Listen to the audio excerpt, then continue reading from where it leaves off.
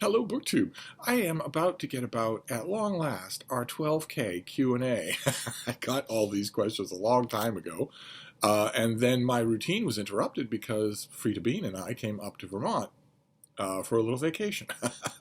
And I've been fighting with this old house ever since about filming locations. Not fighting with the hosts. The hosts have been wonderful, but fighting with the house itself until I realized that maybe the reason I'm backlit in so many videos is because the main source of light is behind me. Well, someday I'm going to get the hang of this booktubing thing, so I've changed to a new location, and I thought we would get on to the 12K Q&A, and I will do this in the same way that I've done this in every every time I hit a round number. You people like to have a Q&A. In fact, quite a few of you have emailed me and said, this is taking me so long to get to my 12K Q&A that 12.1K Q&A is due as well. We're going to get to, there were a lot of great questions as always. We're going to do this, and we'll do it the way we always do. I will shut the video off. I will end each installment at about the 30-minute mark so that you can have the whole afternoon of me nattering about everything out of the sun. And I also want to apologize ahead of time. I transport these questions from the comments field of the video where I asked for them to a document so I can clean them up and get rid of the graphics, get rid of the emojis, because I'm not 5, so I have to eliminate the emojis. And that may have inadvertently caused the omission of a question or two. If that happens, it's nothing against your question. Just feel free to ask it again in the next Q&A. So we're going to start right away here. Ansh, A-N-S-H, says, congratulations, Steve. I would like to know your thoughts on Dr. Strangelove. I simply do not understand why it is highly acclaimed. There isn't a single joke that lands. Also, do you like the new Spider-Man movie? What on earth? Okay, I realize that people's enjoyment of different forms of art is subjective, but if you didn't think Dr. Strangelove landed, you genuinely need to wait a while, maybe grow a little bit, maybe age a little bit, and watch it again, because everything in it lands. It is absolutely perfect from start to finish. It could have something to do with the fact that the kind of comedy that fills Dr. Strangelove is virtually gone from movies in the 21st century. So if you're a young person and you're watching it, you may not even have any idea that comedy is happening in the movie. There used to be a thing called intelligent, understated comedy, a thing that could be described with an adjective that no one ever uses about anything anymore, because as in most fin de sickle societies, we live in a brassy, loud, virtue signaling, stupid era. And that adjective is droll. Dr. Strangelove, apart from all of its absurdities, is a wonderfully, wonderfully droll movie. And if you're not accustomed to that kind of humor, you might have missed it. It sounds like you did. But as for the new Spider-Man movie, SpiderMan No Way Home, I loved it. Absolutely loved it. I didn't expect to, but I thought it was fantastic. I thought that it would be, again, just current year condescending. Just the showrunners or the 12 censors on Twitter telling the showrunners the only way you can make a Spider-Man movie that pays any kind of homage to the earlier Spider-Man, Andrew Garfield and Tobey Maguire, is to slather condescension all over him. You must, if you're going to bring them on this movie, it has to be explicitly in the context of how lame they are, and how lame anyone was for ever liking them. And I was expecting that, and it didn't happen. So in this one instance, this is a good example of my expectations being subverted. Instead, it was fast-paced, smart, and heartfelt, solid, meat potatoes superhero movie. And I might add, the financial records of the movie reflect that. But definitely, Marvel, you keep doing what you're doing. You keep bringing on 4-foot-tall actresses solely so that you can have a scene in the middle of some new movie of yours where they punch one of the old white male characters from the last stage of the Marvel Universe. See how well that does for you. But anyway, I loved it. I strongly, strongly recommend it. But I talked to a lot of people who went to see Spider-Man No Way Home and really liked it. I haven't talked to anyone who didn't love it. But a distressing number of the people that I've talked to, young people especially, who went and saw that movie, have never seen Spider-Man Into the Spider-Verse, the animated Spider-Man movies with Miles Morales. That is very close to a comic book mortal sin. So if you are in that boat, if you're listening to me and you're saying, well, do I want to go to see Spider-Man No Way Home? You do, but you also want to see Spider-Man Into the Spider-Verse many, many times. Anyway, that was just the first question. We're on 5 minutes, so we'll have to speed things up. Nick says, the most well-deserved 12K in the history of BookTube. Congrats, Steve. A, that's not a question. You're supposed to ask me questions, because I'm wicked smart. And B, is it well-deserved? Is it really? I'm a crusty old coot who sits in front of his camera and natters on about the weather several times a day. How does that make 12K well-deserved? Anyway. Let's go.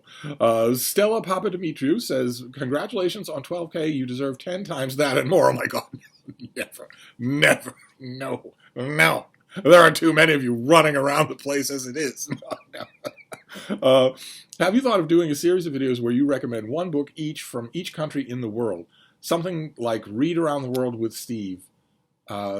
No, I have never thought to do that. I realize that there is a legitimate reason to be interested in that, and that it could be legitimately interesting. But in 2022, it's pure virtue signaling.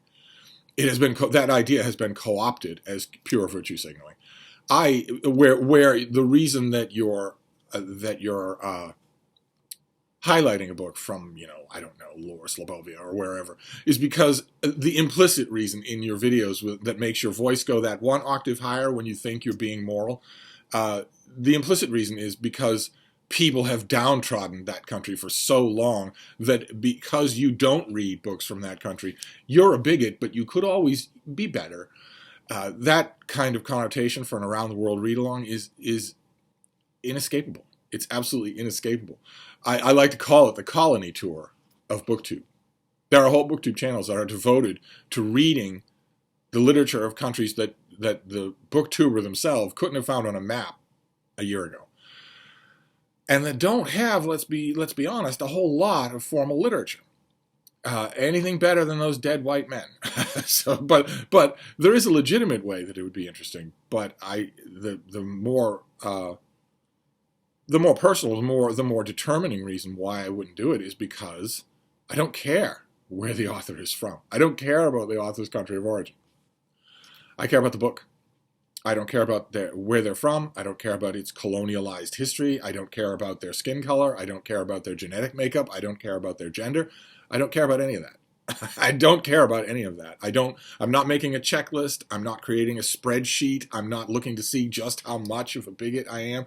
I'm not doing anything like that. I'm not doing any of the horrible, strained, moralizing exercises that have taken over so much of BookTube. I don't care about any of that at all. I'm here for the books alone. And if you're watching and you're tempted to say, to assume current year speak and say, well, the prejudices determine the books, okay, kindly zip it. Anyway, we're off to a rocky start. Let's go to a what your favorite color question. Let's see if we can find that. Eric says, congrats, Steve. Question number 1, what are your thoughts on Elliot Weinberger's work? I like it. And question number 2, do you have any suggestions for a new teacher of high school English in the USA? I have lots of suggestions, but if you're a new teacher of high school English in the USA in a public school, you won't be able, or in a private school, you won't be able to follow my suggestions. Instead, you'll have already been handed what you're to do, and it's entirely socio-political indoctrination. It has nothing to do with teaching your students. It has everything to do with avoiding being called a racist or a sexist by those 12 maniacs on Twitter. If you had a completely free hand, well, then I would have a whole bunch of suggestions. But it would depend on how much you have control over what you can do, how much you have control over your lesson plan.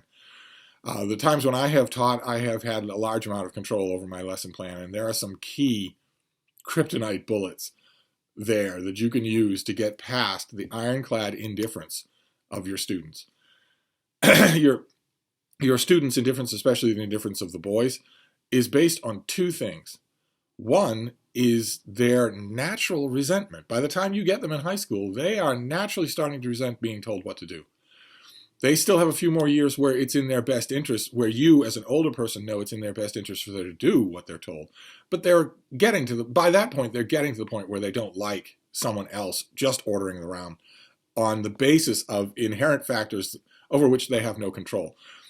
High school students, especially juniors and seniors, know perfectly well they are okay with you ordering around if they have screwed up, if they've made a mistake in something.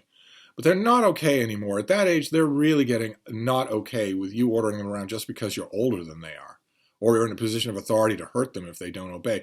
At that age, they're starting to realize that that's inherently unjust.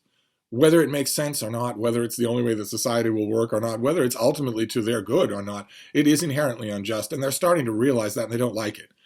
So silver bullet number one is to get rid of that. Get rid of the top-down authority. You're the teacher because you know more, not because you're making them, because you have the authority to flunk them. You're the teacher because you know more. That's silver bullet number one. And silver bullet number two is to make sure that you convey that knowing things is really, really fun. It's a lot more fun than not knowing them. That scrolling on your phone and never acquiring anything or pushing the boundaries of yourself is boring. It'll make you boring. And it is boring. It makes the time go by much slower. And I found that the way to do that was not only to involve the students directly. So you're all reading on your phones. What are you reading? Let's talk about what you're reading and what you're taking from it. Because keep in mind, everyone on the internet is trying to sell you something. Don't be a mark. Don't be a fool. Students like that. They like very much to know that their teacher is their ally. And silver bullet, the tactic number two was always give them things that are doable. Always. They have a condescending adult may say, "Oh, they're just kids. What do they know about the real world responsibilities?" But they have a full day. Kids have a full day. They have a lot to do. So if you're a student, and if you give them Crime and Punishment or The Hunchback of Notre Dame, they'll hate you, and rightly so. And they'll look for any way to get away from doing that work. The one or two genuine booktube type readers will love those books and fall on them.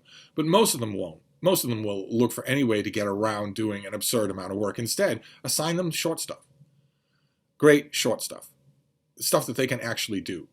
And also stuff that's so short that if they don't do it, you are legitimately within your bounds to criticize them. You are legitimately within your bounds to say, we were going to have a discussion today on this thing. This thing is 25 pages long, and you didn't read it. So you can't take part in the discussion. But on top of that, I'm well within my rights to consider that you screwed up, because that's just laziness on your part. That's 25 pages you could do. But anyway, there's a long series of videos I can make about teaching law. I'm not going to do that. Especially since we're already running long. Let's move on to Andrew Russell. Congrats on 12K. I always knew you would get there. Okay. Number one, do you think that novelists / poets / playwrights tend to excel in one of these crafts when they try their hands at the others? I have almost never known a good example of a crossover, of someone who's really good at both. I know that several of you out there right now are screaming Samuel Beckett's name and saying he's not only good at both, but great at both. I'm trying, but I haven't quite claimed Samuel Beckett as my own. In most cases that I've seen, usually the person is not equally good or anywhere close at the different forms. Of course, there are exceptions. Shakespeare comes to mind. But usually, yeah, you're pouring all of your craft and attention and learning all of your lessons about one particular thing, and that tends to show. And number two, do you still get pleasantly surprised in your reading experience in spite of having read so many thousands of books? Can you remember the last time this happened, i.e. when you closed a book and just thought, wow, I haven't seen it done like that before? Okay, well, the first one, do I still get pleasantly surprised? Yes, all the time. Even I know this is going to sound really weird, but even negative surprises are at this point pleasant for me. Even if I don't read books, like a Lonely Hearts column in a newspaper. I don't read books with my lymph nodes. I read books with my brain. I would argue that you do too. So I don't read books constantly on the verge of breaking down into ugly crying or throwing it across the room or being so mad that I write a character's name down and cross it out in me book. I don't read in that kind of hyper emotional high school senior way. I don't do that. So even the negative surprises where wow, you really messed that ending up, are still pleasant to me because it's fun. It's pleasant to be involved in what you're reading. But the second part, can I remember the last time it happened? I when I closed a book and thought, wow, I haven't seen it done like that before. It's I have this wonder, this question, with a lot of readers that I meet, including a lot of booktubers. Sometimes I'm starting to wonder if maybe part of what separates them from me is not just that I've read more, but that they don't really have a conception of how much stuff has been written. I sometimes get that feeling, where I especially get it with book publicists, where maybe they're new to the industry, maybe they had an English major in college, maybe they're waiting to go into the family business or whatever. They become a book publicist. They get one of their books, a book that the book's account is theirs, and they have to talk about it. They have to generate a press release about it. They have to at least know about it. They don't always read the book. I would argue they mostly don't. But they'll get something like, they'll get a presidential memoir, or a history of Napoleon III. And they'll write, we've read a million examples of this in pub sheets, they'll write hyperventilating stuff that simply isn't true. That isn't true because it's completely unaware of the 50 million books that have come before it. And so when you ask, wow, I haven't seen it done like that before, I don't know the last time that I thought that about a book, because I have seen it done that way before. I'm not looking for originality. But I have closed a book many times and said, wow, and said the wow part. Yes, many, many times. In fact, that just happened last night here at the old house in Vermont. I read a book about, of all things, St. Ambrose, an English language translation of a French book. And I was expecting the worst, and it was great. Absolutely great. I don't know any other way to describe it. It was, when I read a work in translation and I have this kind of a feeling where I'm just tingling to the ends of my fingers, the first thing I want to do is get in touch with the publicist and ask if they can get me the original, so that I know, how much of this is the translator. But yeah, that happens all the time. I would get out of this profession if it didn't. Rhonda Russell says, congratulations. Question, do you consider audiobooks as books read, even if you did not read the printed words? We're going to have to come up with terminology about this. I think the term it's odious, but I think it's the only one we can really use, which is consumed. An audiobook is a book that you have consumed. It is not a book that you have read. It is not a book that you have read. I know that this is 2022, and that means that if you're on Twitter, and especially if you have a blue check mark, you think reality is whatever you confidently declare it to be. So that's not a bookcase. And those aren't books. And if you think they are, you're a bigot and an Islamophobe.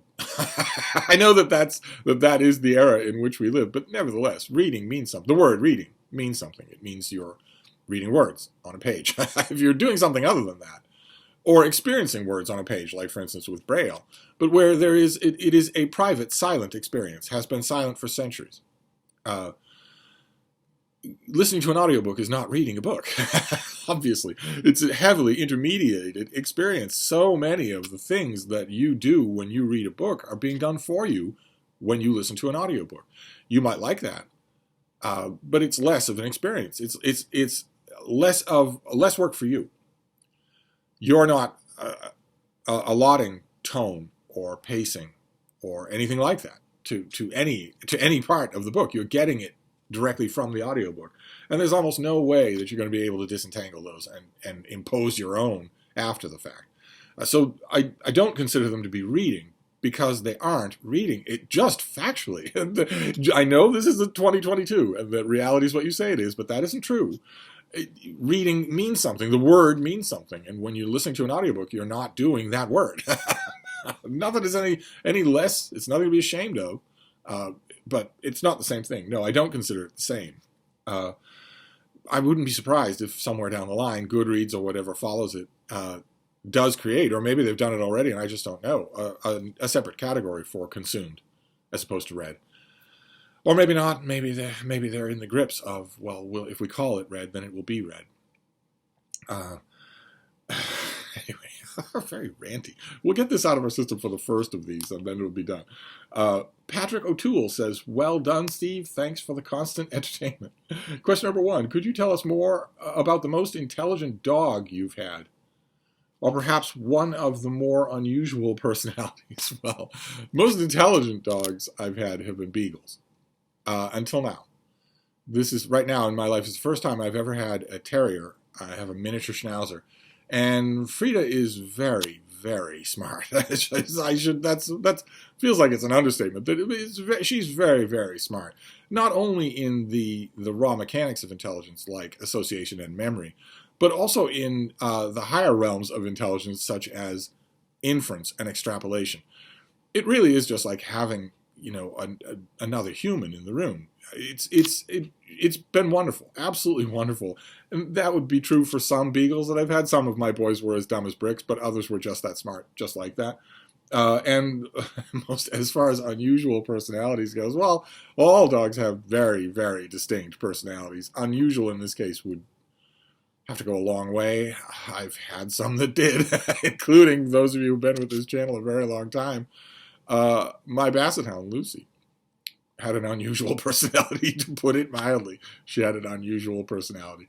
I wouldn't have to go much further back than her just for that. And question number 2, what is the difference between wool gathering and stem winding? I'm not sure what either really means. Oh, well, they mean different things. Wool gathering is sort of being lost in the clouds. Just you're just thinking about one thing or another. You're lost in your thoughts. You're just sort of spacing out. Used to be the term a few decades ago. Probably has a new term now that has something to do with being a racist and being a sexist and being an Islamophobe. But wool gathering is where you're just lost in your thoughts, and the thoughts don't have any real concrete form to them. They're just sort of spacing out. Is wool gathering. And stem winding is quite different. Stem winding is what I'm doing right now, which is where a speaker gets a full head of steam on and just keeps going, where their speech just sort of feeds on itself in an infinite feedback loop of gas. If we were to bring this question to me, which is where all questions belong, I virtually never wool gather at all. The Jesuits didn't like it. It's a waste of your mental time. I virtually never wool gather, but I virtually never stop stem winding. So now you know the difference. Stephanie Crawford says, happy ostentatious 12K. I know, 12K. Can you believe it? It doesn't make any sense. It doesn't make any sense at all. I know I have said that I will not question it. Why people watch this channel, I will consider it a fundamental mystery of the universe, like what do women want, or the nature of the Trinity. I consider it a fundamental mystery of the universe why people watch this channel. But I often ask it myself, even though I'm not going to ask it of you all anymore. I ask it myself. 12K, that is just absurd for what you're looking at and listening to right now. But anyway, you have questions, I assume. Is there a bookstore in the world that you've wanted to visit but haven't gotten the chance to?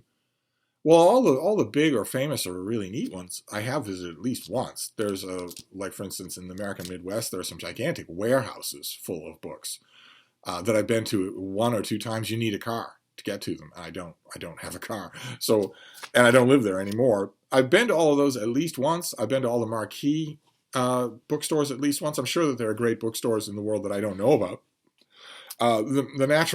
My natural instinct here is to say the bookstores in Australia, because I've never been to Australia. It's the only place in the world I've never been. But then again, from all that I've heard of Australia, there probably aren't bookstores. Every once in a while, a patriotic Australian will pipe up in defense of their country. But everything else I hear, it sounds like Australia as a country just hates books. They just hate reading. A paperback is $150,000. There are no literary gatherings. The libraries aren't refreshed with stock. There are no literary prizes. I'm sure that is true. I'm sure that all of those things aren't true. But I get that impression from lots of people, including lots of Australians, that it seems like a country that is conspicuously antagonistic toward books and reading. So maybe there aren't any marquee bookstores there. How are we doing for time? Probably not good. We're only up to 2 questions. Omnipotent Poobah says, many congratulations on 12K. Couldn't happen to a nicer fellow. Two questions. So more than one and less than a barrage. Oh, the barrages are coming, I'm sure. I say that every time. Please don't give a barrage of questions. Let other people talk, but people do it every time. Number one, have you read an advance copy of the forthcoming Julian Barnes novel, Elizabeth Finch? And if so, is there anything you can say about it? I never know to what extent reviewers are embargoed from discussing these things before publication, so I appreciate that the answer may be very little. Okay. Well, I have an advanced copy of the Julian Barnes, but I haven't read it yet. I'm kind of in a little bit of a interruption in my normal bookish life here, because the Bean and I are up in Vermont, where I of course don't have my whole bookcase of advanced copies. But that second part, let me put that to rest. Book reviewers are not embargoed from talking about books that they have under review at the moment at all.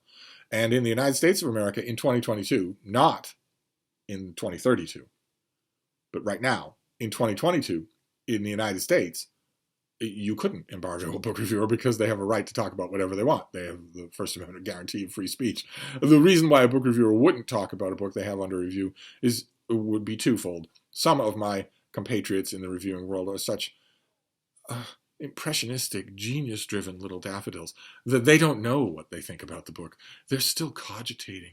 They'll go to a coffee shop and they'll get a half loy, half saute, half latte, frothy cappuccino with cinnamon shavings on it. That I need the cinnamon shavings to be fair trade and perfectly equitable across borders, because I don't want to treat those migrant harvesters 15 countries over with any kind of disrespect. But I will throw the drink in your face if you get my order wrong. So they go to that coffee shop and just sort of ponder, what do I think about Elizabeth Finch? What does it make me think? I have to do my thoughts. That might be one reason why they don't talk about the books, because they don't know what they think about it yet. Great. But another reason might be because they don't want to preview their own work. They do know what they think, but they want you to read it. Unfortunately, almost all of us are creatures of the market. So, if you've already achieved some sort of a platform, maybe you have a speaking gig or something, and the book comes up in Q&A and you just talk about it for half an hour, many people aren't going to be interested in reading your review when it shows up in a month in the London Review of Books. So you will have hurt your own traffic, traffic is something that we all have to think about in one way or another. But anyway, they aren't embargoed. It's not like anybody says, well, okay, if you're going to review this book, be sure you don't talk about it before your review runs. And question number 2, have you done or would you consider doing a video on the quest for the great American novel? Is there a quest for the great American novel? The quest is merely asking Steve. The problem with the idea of the great American novel is that it's not just one. It can't be just one. At the very least, we're talking about the great American novel. Novels, fiction reflects its time. That is a truism so old it's practically a cliche. So the very least you could do is say the great American novel of the first half of the 18th century, the second half of the 18th century, the first half of the 19th century, second half of the 19th century, first half of the 20th century, second half of the 20th century. You couldn't say just one great American novel. And even then, even if you did that, breaking it down by half century marks, you might even then want to break it down, the great American mystery novel of the first half of the 20th century, the great American science fiction novel of the second half of the 20th century. But in all those cases, and in so many more, the quest ends with Steve. Simply ask me what those books are, and I will be happy to tell you. Okay, we're done with part 1. We've got 4 questions done, so I'm going to move on to part 2 here, and we're going to go a lot faster. Trust me.